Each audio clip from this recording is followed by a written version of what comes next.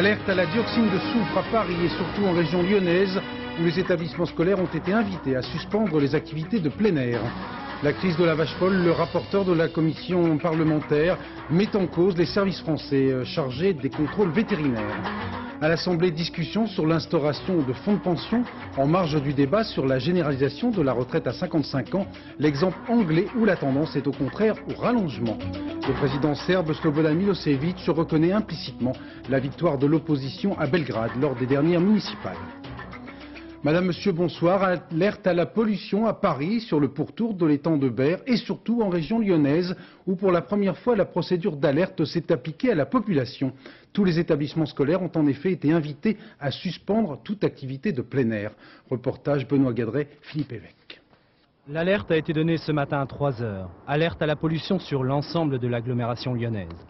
Les capteurs installés dans la ville ont enregistré des taux bien supérieurs au seuil limite. Le taux moyen est à Lyon de 50 microgrammes par mètre cube d'air. Dans certains quartiers, on a atteint aujourd'hui plus de 1000 microgrammes. Le brouillard, les masses d'air chaud qui forment un couvercle au-dessus de la cité des Gaules empêchent les polluants de se disperser. En cause, certaines industries. Celle du couloir de la chimie au sud de Lyon, mais aussi les centres de chauffage urbain. Celui-là est situé au cœur du quartier de la Part-Dieu. Son combustible, du fioul lourd, plutôt polluant. Et pourtant, il existe un fioul à moindre teneur en dioxyde de soufre. Mais ici, on ne l'utilise qu'en cas de crise. Ce fioul est d'une énergie qui est beaucoup plus chère que le fioul lourd traditionnel et que le gaz. Il y a un écart de prix de l'ordre de 40 à 50% en défaveur de ce type d'énergie qui fait qu'on ne peut pas l'utiliser en majorité. Les risques pour la santé sont tels que le préfet du Rhône a pris aujourd'hui un certain nombre de dispositions. La première étant de contraindre les pollueurs à tourner au ralenti. Mais la plus spectaculaire vise les établissements scolaires, puisque jusqu'à nouvel ordre, les activités de plein air sont interrompues. Que les établissements scolaires ne fassent pas faire d'efforts physiques aux enfants pendant cette période un peu difficile de pollution atmosphérique, de façon à ce que ces enfants, nos enfants, n'aient pas de problèmes respiratoires. À Lyon, le phénomène s'est déjà produit il y a 4 ans. Et au dire des spécialistes, il est très difficile de le prévenir. On ne sait pas bien prévoir les microclimats sur une agglomération. Et ne sachant pas bien prévoir les microclimats, eh bien on ne sait pas prévoir les phénomènes de pointe de pollution qui sont essentiellement liés à des conditions météorologiques. Les mesures prises aujourd'hui par les pouvoirs publics dans le cadre de la nouvelle loi sur l'air devraient rester en vigueur pendant 2 ou 3 jours. En cause, cette fois, on l'a dit, et non pas la pollution automobile, mais le SO2, le dioxyde de soufre, un polluant industriel.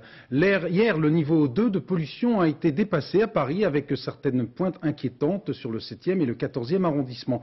Considérée comme l'une des principales responsables de cette pollution urbaine, la centrale EDF de Vitry-sur-Seine, qui fonctionne au charbon, a réduit de moitié sa puissance. Les autorités ont également demandé un effort supplémentaire aux industries installées sur le pourtour de l'étang de Berre dans les Bouches-du-Rhône.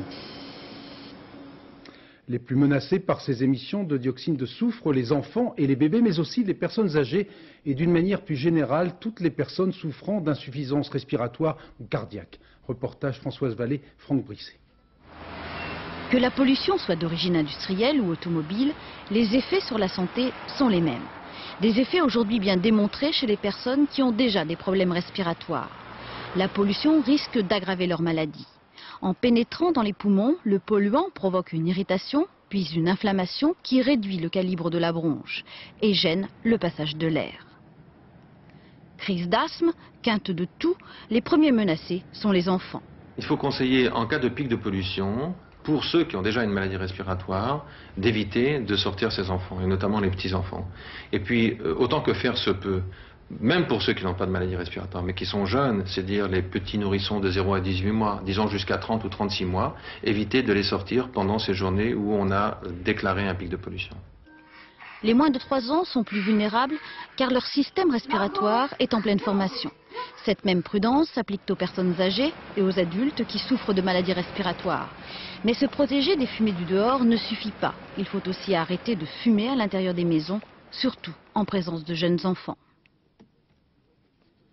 Les joyeusetés de notre belle civilisation industrielle suite avec ce spectaculaire accident qui a provoqué en début d'après-midi la fermeture de l'autoroute reliant Lyon à Chambéry. Un camion-citerne transportant 17 000 litres de gaz propane s'est, vous le voyez, immobilisé en équilibre sur un pont enjambant cette autoroute A43. La citerne ne présente pas de fuite selon les responsables. Un autre camion-citerne a été envoyé sur place pour transvaser le gaz. À titre de précaution, quelques habitations avoisinantes ont été évacuées. La crise de la vache folle. À l'Assemblée, le rapport de la mission parlementaire a été adopté aujourd'hui lors d'une réunion à huis clos. Ce rapport sera rendu public dans une semaine. Le rapporteur dénonce un trafic de farines animales d'origine britannique via la Belgique et met en cause les services français chargés des contrôles vétérinaires. Précision, Philippe Visserias. Le rapport de la mission d'information parlementaire le confirme. Des farines animales britanniques potentiellement contaminées ont bien été massivement importées en France après 1988, alors qu'elles étaient interdites à cette époque en Grande-Bretagne. Des farines qui auraient transité par l'Irlande ou la Belgique en changeant d'étiquette d'origine. Nous avons des variations importantes de chiffres d'importation de farine, tout d'un coup, par la Belgique ou par l'Irlande. Et comme les farines britanniques sont interdites et il y a des circuits, manifestement, qui se sont établis. Il ne nous appartenait pas à mission d'information de mener une enquête policière. Mais de mon point de vue, cette enquête est nécessaire. Pendant plusieurs mois, les membres de la mission d'information ont interrogé diverses sources. Ministère du Commerce extérieur, de l'Agriculture, douane, professionnels. À l'arrivée, personne ne donne les mêmes chiffres. D'où la certitude pour les parlementaires qu'il y a eu fraude et dysfonctionnement des services de l'État. Une mise en cause que refusent les membres du gouvernement. Les chiffres que nous avons en notre possession sont extrêmement faibles sur des importations de farine qui ne seraient pas conformes. Et donc, à cet égard, ce que je puis vous dire pour l'instant, c'est que je n'ai aucune information qui corrobore le rapport parlementaire et que les informations que j'ai données à la Commission n'allaient pas dans ce sens. Autre inquiétude du rapport Mattei, l'utilisation de farine interdite pour les ruminants, mais autorisée pour les porcs et les volailles. Et qui vous dit que les éleveurs n'ont pas donné aux ruminants ce qui en principe était destiné aux porcs et aux volailles. Des révélations inquiétantes, même si aujourd'hui, de l'aveu même du rapport parlementaire, l'essentiel de la crise est derrière nous. Créé en pleine crise de la vache folle, le logo viande bovine française va être complété par un nouveau label Critères qualité contrôlée, un label destiné à apaiser davantage encore l'inquiétude des consommateurs. Reportage Frédéric Rota, Philippe Deslandes. En prolongement des nouvelles réglementations sur l'alimentation des animaux, les professionnels français Une vaste campagne publicitaire à la télévision, les professionnels français de la viande bovine n'ont pas lésiné sur les moyens et la pédagogie. L'origine peut être donnée grâce à la carte d'identité de chaque bovin. 70 millions de francs, dont 40% financés par la communauté européenne pour cette opération, au but évident. À faire confiance au boucher surtout, hein, à savoir d'où elle vient, bon, puis avec toutes ces histoires. Ces histoires de vaches folles avaient poussé les éleveurs à mettre en place en avril dernier un label Viande bovine France, destiné à enrayer la chute de la consommation de bœuf, moins de 10% l'an passé. Le sigle CQC veut remettre une couche de confiance. Il y aura des marques qui utiliseront ce nouveau sigle Critères qualité contrôlée qui garantira effectivement au consommateur que la marque est dans une démarche qualité et surtout que cette marque, sur ce qu'elle affiche, est contrôlée par un organisme indépendant. Qui dit garantie dit contrôle. C'est-à-dire qu'à partir du moment où nous imposons un signe donnant une garantie au consommateur, cela veut dire qu'il y a des contrôles très stricts. Ici, aucune viande avec label, le boucher a su instaurer un climat de confiance, mais malgré tout, il y a encore beaucoup de travail avec la clientèle. Est-ce qu'ils ont envie d'être rassurés encore aujourd'hui? Oui, toujours. Bon, d'où vient la viande, etc. Oui, tout à fait. Mise en place de ces nouveaux critères de qualité dès la semaine prochaine. Que les critères affichés sont ceux que vous recherchez. Critères qualité contrôlés, savoir pour mieux choisir. La Bourse de Paris a battu aujourd'hui un nouveau record avec une hausse de l'indice CAC 40 de 1,73%. Les fonds de pension sont en fait des fonds de démolition des retraites. La formule est de Laurent Fabius. À l'Assemblée nationale, l'opposition socialiste et communiste a réaffirmé avec virulence son opposition à la proposition de loi UDF instituant des fonds de pension. Sur place, Roland Sicard.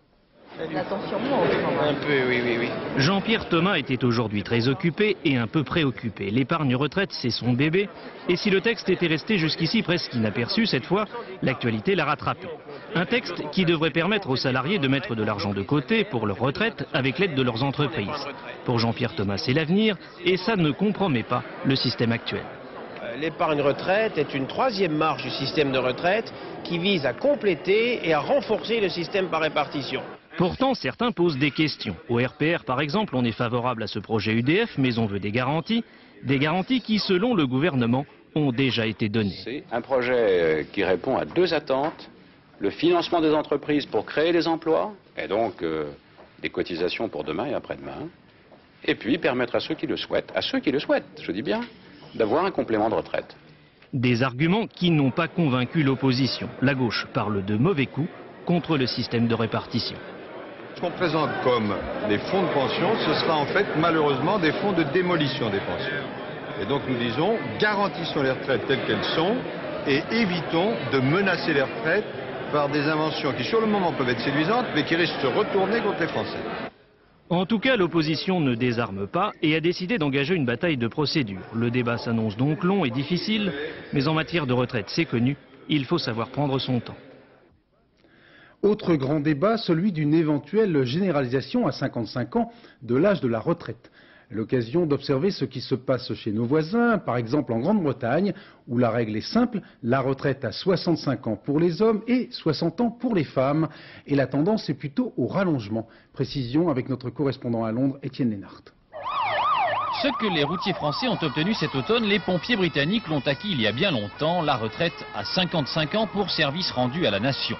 Les policiers aussi jouissent d'une faveur d'autant plus grande que pour le reste, l'âge légal de la retraite, c'est 65 ans pour les hommes, 60 ans pour les femmes, une disposition qui changera en 2010, mais pas forcément dans le sens que l'on imagine. Le gouvernement, lorsqu'il a décidé de loger hommes et femmes à la même enseigne, a expliqué qu'il serait beaucoup trop cher d'abaisser l'âge de la retraite pour les hommes à 60 ans. Le gouvernement a donc préféré faire passer la retraite des femmes à 65 ans. Aux grandes dames des syndicats, ce sera donc 65 ans pour tout le monde, même si cet âge est théorique. L'année dernière, un homme sur deux et deux femmes sur trois ne travaillaient déjà plus à 60 ans. L'objectif du gouvernement conservateur, se désengager progressivement du financement des retraites. Le problème, c'est tout simplement que les gens n'épargnent pas assez pour leur retraite et que si l'État se désengage, on se retrouvera avec des gens qui dans 20 ou 30 ans n'auront pas économisé assez pour vivre. La Grande-Bretagne entre en année électorale et en matière de retraite, l'opposition travailliste propose, elle, un choix à la carte entre 60 et 70 ans, une idée dont personne ne sait si elle survivra à la campagne électorale. En ces périodes de vœux, le champagne et les petits fours n'effacent pas toujours certaines aigreurs. Ce matin, Michel Péricard, le président du groupe RPR à l'Assemblée, a déclaré que les choses étaient en train de changer et que l'on allait commencer les récoltes. Quelques heures plus tard, son homologue UDF, Gilles de Robien, rappelait assez sèchement que l'on ne récoltait pas en hiver.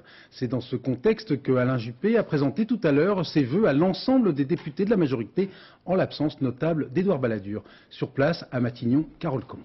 Oui, le Premier ministre a donc très officiellement repris contact avec sa majorité en ce début d'année.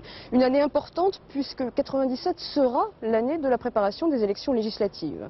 C'est donc un discours très mobilisateur que Alain Juppé vient de tenir aux députés du RPR et de l'UDF avec un maître mot, la cohésion de la majorité. Je vous propose tout de suite de l'écouter.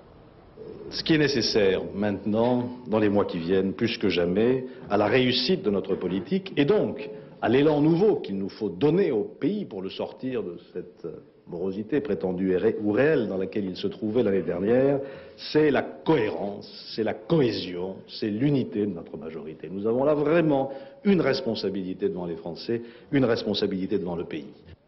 Cohésion, unité, des mots qui rappellent un petit peu les vœux que le Premier ministre avait déjà formulés l'année dernière, de manière certes un peu moins solennelle, et qui n'avaient pas pour autant été exaucés, puisqu'on se rappelle de toutes ces petites phrases qui avaient émaillé 1996. Cette fois, le Premier ministre, qui veut croire à un début d'embellie, après le léger frémissement des sondages, espère bien que ces vœux, avec l'approche des échéances électorales, ne restent pas des vœux pieux.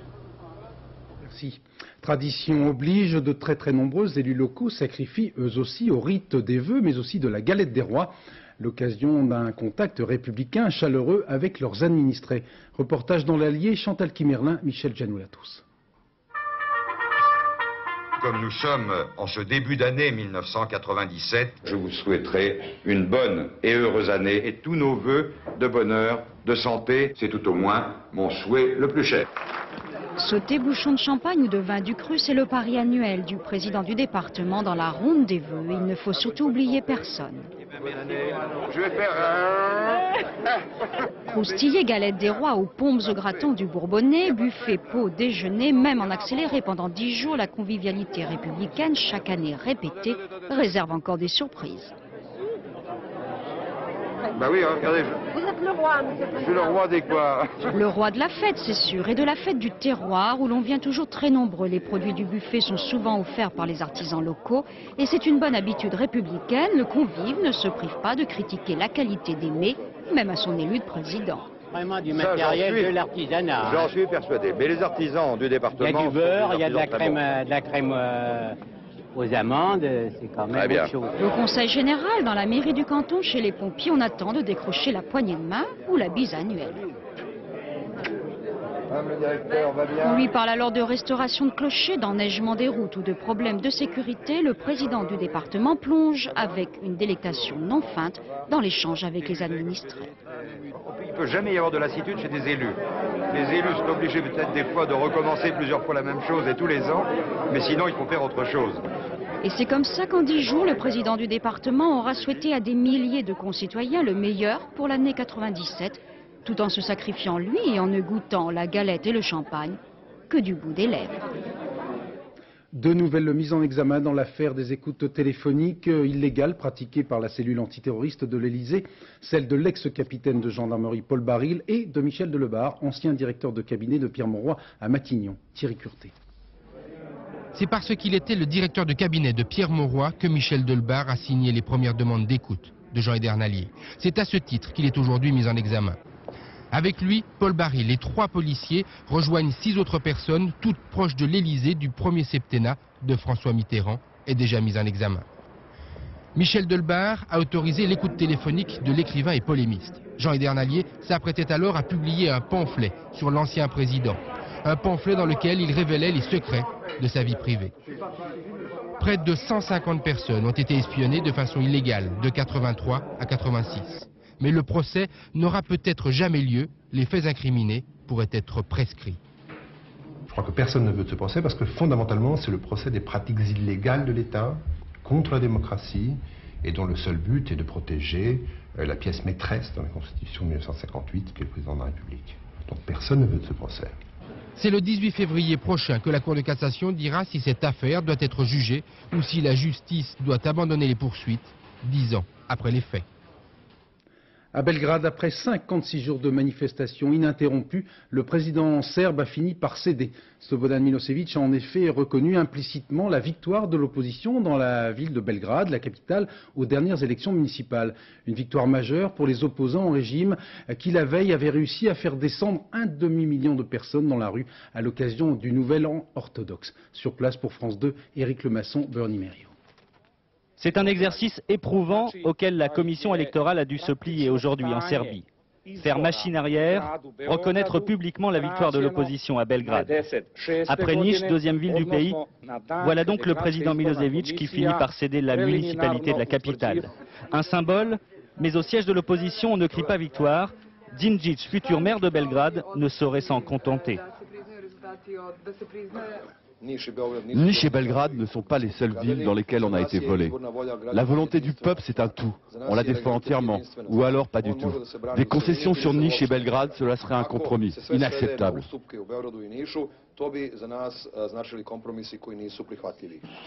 L'année nouvelle du calendrier traditionnel orthodoxe ne pouvait pas mieux commencer pour l'opposition. La nuit dernière, un vent de liberté soufflait sur la ville. 200 000, 300 000 personnes, peut-être plus. Après 55 jours de mobilisation, la place de la République n'avait jamais connu pareille affluence. Une nuit folle qui a consacré la force des étudiants. Ils sont le moteur et l'âme de la contestation du régime. Je suis si fier ce soir. Je ne sais pas comment dire, mais c'est le plus beau jour de ma vie. Il y a tellement de monde, c'est une grande victoire pour nous tous.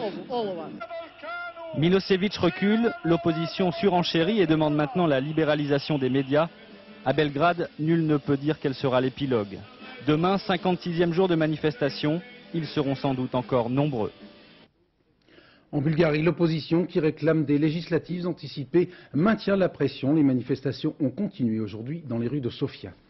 Manifestation également à Séoul, avant la grève générale prévue pour demain. Fer de lance de ce mouvement de contestation d'une nouvelle législation du travail jugée esclavagiste, la Confédération coréenne des syndicats, une organisation interdite. Nos envoyés spéciaux à Séoul, Jérôme Bonny et Tristan Lebras, ont pu rencontrer le président de ce syndicat. Cet homme, Kwon Yong-kil, est en train de défier le gouvernement coréen.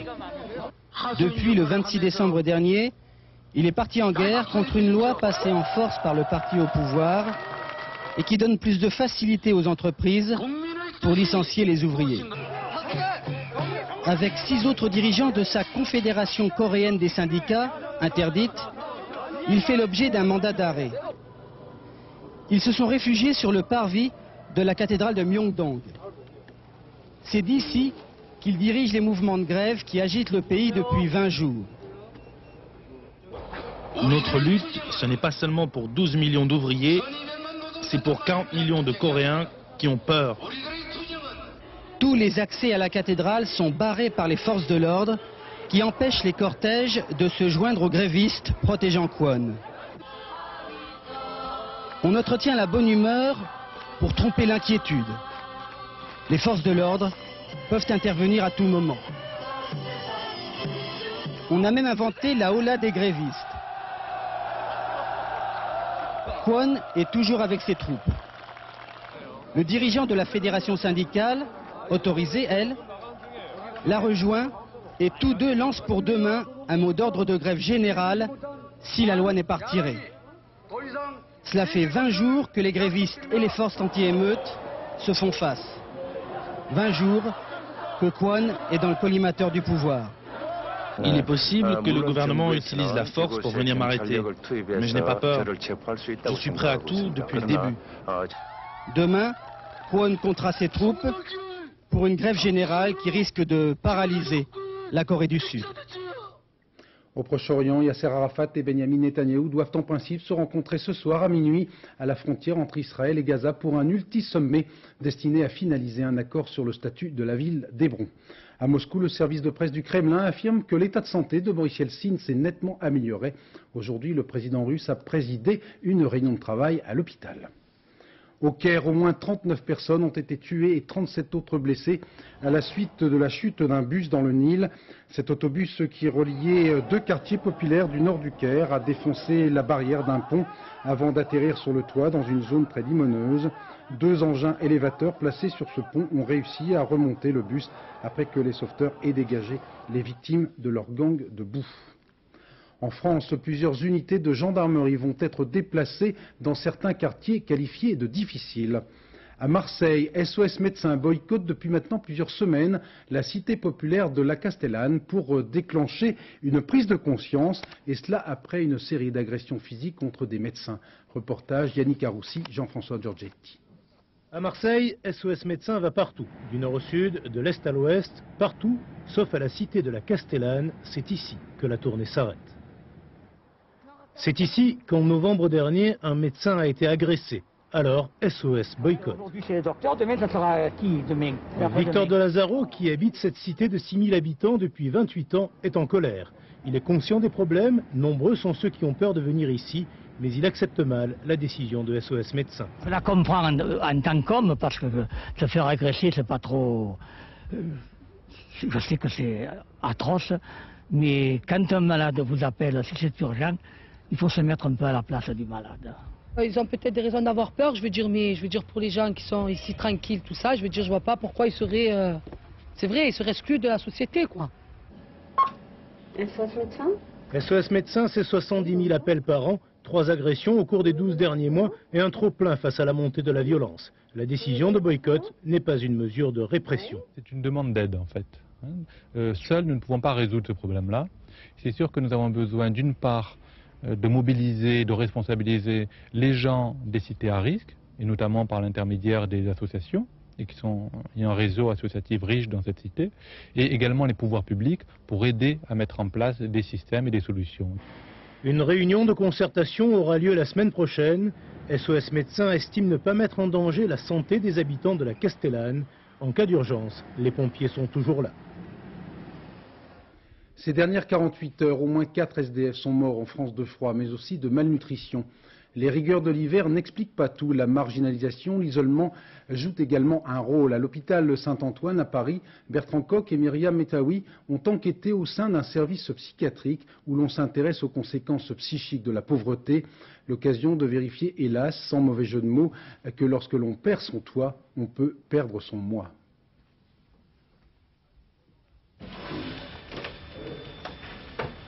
À vivre dans la rue, le corps souffre, se dégrade.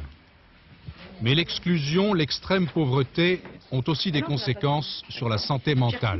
Bon, tu sais, on va mettre... Il lui manque un verbe dans cette phrase. À l'hôpital Saint-Antoine, à l'accueil de jour du service de psychiatrie, le docteur Nuss, un psychiatre, reçoit ces hommes et ces femmes dont la dérive sociale affecte la tête autant que le corps.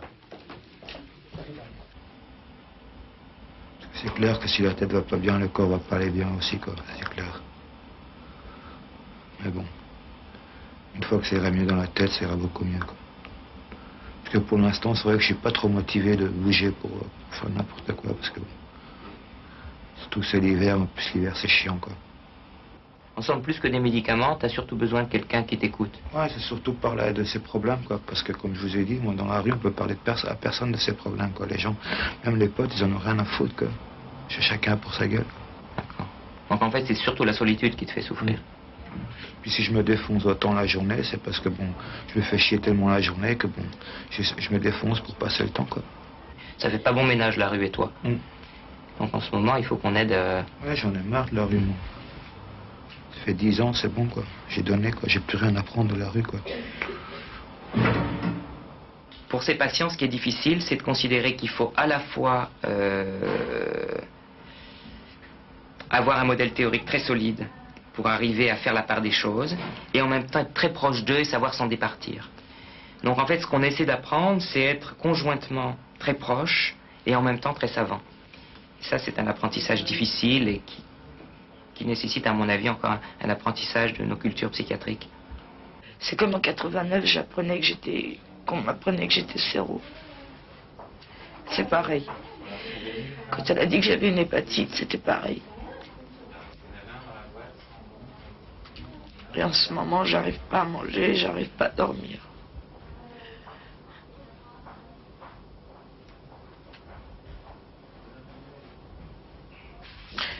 Je voudrais que ça change. Je ne demande pas grand-chose, je demande même une petite pièce, mais être tranquille et vivre et être chez moi. Est-ce que c'est demander grand-chose de demander d'avoir un toit et un travail? Je veux plus recommencer ce que je faisais avant. Est-ce que ces gens qui viennent vous voir, vous les considérez comme des victimes? Non, je pense qu'on ne part pas de ce principe-là. Moi, je les considère comme des personnes qui souffrent. Et on essaie d'essayer de comprendre et les aider à comprendre leur souffrance et qu'ils sont aussi responsables de leur souffrance. Donc de les aider à faire un bout de chemin pour sortir de là. Si on commence à les considérer comme des victimes, on les renvoie à ce qu'ils sont et je crois qu'on n'avance pas. Allez, Sandra. La lutte contre l'exclusion se mène sur plusieurs fronts, avec des fortunes diverses. L'équipe de l'hôpital Saint-Antoine a choisi une démarche modeste et empirique. En redonnant la parole à ceux que personne n'écoute plus, elle aide à reconstruire quelques identités perdues. À Agen, opération ruban blanc, signe de solidarité avec Marion, cette fillette de 10 ans qui a disparu il y a maintenant 2 mois, jour pour jour. Reportage François Privat, Philippe Dumail. Des rubans blancs pour Marion. Une mobilisation et un nom à l'oubli 2 mois tout juste après sa disparition. Émotion et discussion à la sortie des classes devant l'école primaire Sambel, en plein centre d'Agen, à l'endroit même où l'on a perdu toute trace de la fillette. Ils se le disent entre copains, pourtant ils ne sont pas tous de l'école Saint-Bec, mais ils en ont parlé. Voilà. Et oui, parce que c'est des choses, à cet âge-là, ça les marque énormément, parce qu'ils comprennent, hein, 10 ans, vous savez, c'est... Vous en parlez entre vous? Non. parce qu'il faut pas en parler parce que ça nous fait pleurer, alors on n'en parle pas. Depuis le 14 novembre dernier, aucun témoignage ni indice susceptible de faire progresser l'enquête de police. Marion, 10 ans, a pourtant disparu en plein jour à la sortie de son école. Difficile parfois d'espérer. Il faut garder espoir jusqu'au bout. Je crois que c'est important. C'est vrai que plus les jours passent et moins on a de chance de trouver, je dirais, le kidnappeur ou les agresseurs. Mais moi, je me refuse à pas croire qu'on va retrouver Marion et Marion vivante. Un sourire et des yeux bleus sur une affichette, comme on en rencontre chez tous les commerçants d'Agen. Chaque jour qui passe rend l'absence de Marion encore plus inacceptable. À Toulouse, procès en correctionnel de 2 urologues accusés d'avoir pratiqué des interventions tout à fait injustifiées. L'audience a été reportée à demain pour cause de surcharge judiciaire. Le saviez-vous, 5 à 10% des hospitalisations sont dues aux effets secondaires des médicaments. Statistiques révélées lors d'un récent congrès d'allergologues. Les allergies à certains traitements pharmaceutiques ont en effet parfois des conséquences redoutables. Gilles Marinet. Rien de plus ordinaire qu'un mal de tête, rien de plus fréquent que la prise de comprimés antidouleurs. Mais parfois, le geste banal tourne mal. J'ai fait un choc et je suis descendue à 4 de tension. Et bien sûr, j'ai gonflé énormément. Et donc là, ça a été assez... Ça s'est terminé aux urgences. Ça s'est terminé aux urgences, à l'hôpital. Et donc, bien sûr, tout le monde se posait des questions. Et on a encore attribué ça à du poisson, parce que j'avais mangé du poisson. Et personne n'a encore pensé aux 2 cachets. Bon, d'abord, moi non plus, je n'y ai pas pensé, parce que c'est des cachets que je prends depuis très longtemps. Sans que les médecins puissent l'expliquer, Nelly Prigent est devenue allergique au paracétamol, une molécule présente dans de nombreux médicaments antidouleurs. Le diagnostic d'allergie médicamenteuse est l'un des plus difficiles qui soit à établir. Les tests ne sont pas toujours efficaces, les mélanges de médicaments brouillent les pistes et chez les enfants, il est quasi impossible de faire la part des effets de la maladie et du traitement. Souvent, ils ont eu de la fièvre, probablement d'origine virale, ils reçoivent un traitement antibiotique, plus d'autres médicaments. Quelques jours après, ils commencent à avoir une éruption et on va dire c'est l'antibiotique. Très souvent, en réalité, c'est l'éruption qui est liée au virus qui a déclenché la fièvre, mais pas à l'antibiotique. Mais on n'a aucune certitude de l'un ou de l'autre. Le risque n'a rien à voir avec la sophistication du médicament. Le produit vendu sans ordonnance à la pharmacie peut lui aussi se révéler nocif. L'allergie médicamenteuse, bien que marginale, préoccupe les spécialistes qui craignent son expansion dans les années à venir. Cocorico, si l'on en croit les premières estimations, la France est en effet restée l'an dernier la première destination touristique mondiale en accueillant près de 61 millions de visiteurs étrangers. Ces touristes venus d'ailleurs sont notamment les bienvenus pour maintenir le chiffre d'affaires des stations de sport d'hiver en période creuse. Reportage Alain Doubeski, Philippe Luzzi. Ici, tous les marchands de crêpes vous le diront, crêpes pas vendues égale janvier foutu. Enfin, plus sérieusement, les fêtes de fin d'année, c'est fini et ce n'est pas encore le temps des vacances. En février, les stations seront remplies à 85 voire 100%. En janvier, entre 30 et 40% seulement. Et pourtant, elles tournent les remontées mécaniques. Chaque place libre, c'est quelques francs en moins pour les sociétés d'exploitation, mais aussi un lit resté vide dans le village. Alors les responsables réagissent. Les plus grandes stations vont démarcher leurs clients à l'étranger. On cherche à programmer des clientèles européennes, des Anglais, des Espagnols, des Belges, des Allemands. Quant aux petites stations, elles s'adressent aux Français qui n'ont pas de problème de vacances scolaires et elles cassent les prix. Les petites stations travaillent sur 2 tableaux. Le premier, les stations proposent des semaines tout compris, avec hébergement, remontée mécanique, matériel de ski, comme c'est le cas à l'Alpe du Grand Cerf, où nous proposons cette formule à partir de 860 francs pour une base de 4 personnes. Et puis on travaille l'accueil aussi. Tout cela c'est bien beau, mais demande quand même à être vérifié. On prend les vacances en janvier parce que c'est la période la moins chère au niveau des locations. Oui, c'est du simple au double, avec la période de mars ou de Noël en plus. Il y a moins de monde, ça, et on profite beaucoup plus des pistes. Je n'ai pas à avoir d'attente pour ni les remontes de pente, ni les tiers-pièces. Jusqu'à la fin de la semaine, toutes les stations des Alpes, Pyrénées, Vosges, Jura et Massif Central proposent l'opération Montagne en Fête, c'est-à-dire la gratuité totale pour les débutants, équipement, initiation, forfait et assurance. Barbra Streisand a décidément tous les talents. Non seulement cette chanteuse joue à la comédie, mais elle vient de réaliser son premier film qu'elle a elle-même produit et dont elle a composé la musique. En plus, Barbra nous donne au passage des leçons de séduction. Commentaire de notre spécialiste Nicole Cornulango. Oui, au fait. Si je te dis maintenant j'aimerais qu'on batte ce soir, c'est suffisant comme préavis? La préférez-vous dans ce rôle ou en réalité? Car Barbara, c'est l'art de la métamorphose. Oui. J'adore le mystère, pas vous? Oui, et surtout le mystère d'un couple. Pourquoi la magie fonctionne ou pas entre un homme et une femme, c'est l'un des thèmes de ce film. Le sexe, ça gâche tout. Tout ce que je veux, c'est partager ma vie avec quelqu'un. Quelqu'un qui ne m'attire pas sexuellement. Mais cette femme qu'il choisit va le faire changer d'avis, en se transformant non seulement physiquement, mais intérieurement. C'est la leçon de séduction. Je voulais faire quelque chose de divertissant. Ce n'est pas un film lourd, un message. J'espère que les gens verront dans ce film exactement ce dont vous parlez. Qu'ils en saisiront les nuances, la tonalité sérieuse, mais dans ce cadre plutôt drôle et charmant. Mais finalement, il y a une profonde tristesse dans ce film. Vous ne trouvez pas? Peut-être, car son manque d'assurance dans l'amour vient des rapports difficiles avec sa mère, la sublime Lorraine Bacall. Excusez-moi de vous demander ça, mais j'aimerais bien connaître vos intentions. Mes intentions?